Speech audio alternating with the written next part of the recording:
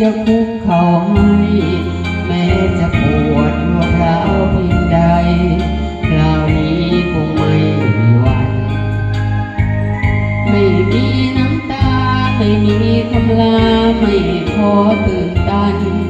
ไม่มีแม้สิ่งผูกพันไม่มีวันหวนกลับไปอย่าหวังว่าฉันยังฝันอะไรแม้จะเกิดมีแผลดวงใจคงสูญไปจากเราสิ้นกันแล้วเราสิ้นความมัวเมาสิ้นคำบัญชาสิ้นความรักสิ้นเมตตาสิ้นวาสนาทันทีอย่าพลิกปนน้ำพึ่งเพียงหยดช่างแรงเหมือนกลมลดราดบนดวงชีวิตกว่าจะรู้กินใจฉันก่อนเต็มทีเกือบจะสายเกือบสิ้นดีเกือบไม่มีชีพอยู่เป็นคนสาบแล้วความรักไม่ขอปลอบใจล้างกรรมเก่าสิ้นสูญเป็นไป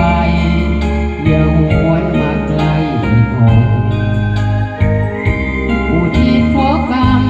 จากความทรงจำห่างไกลกบฏสาบอุทิศฝ่าเวทจนดลให้แก่คนเป็นงานหัวใจ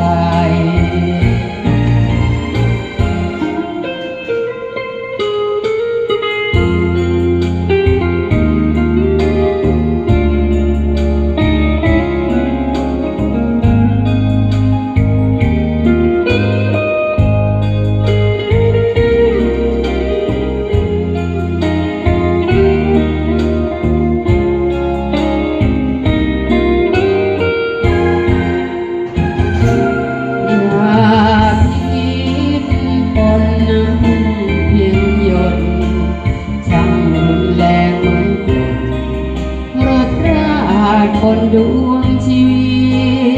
ตกว่าจะรู้กินใจสักกล่อนเต็มที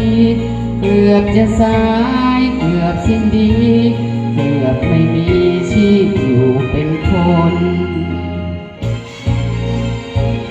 สาบแล้วความรักไม่ขอปลงใจล้างกรรมเก่าสิ้นสูญกันไปอย่าหวนมาไกลอีกคนอุทิศขอกรรมจากความทรงจำห่างไกลกระบนสาบอุทิศบาปเวรจงดลให้แก่คน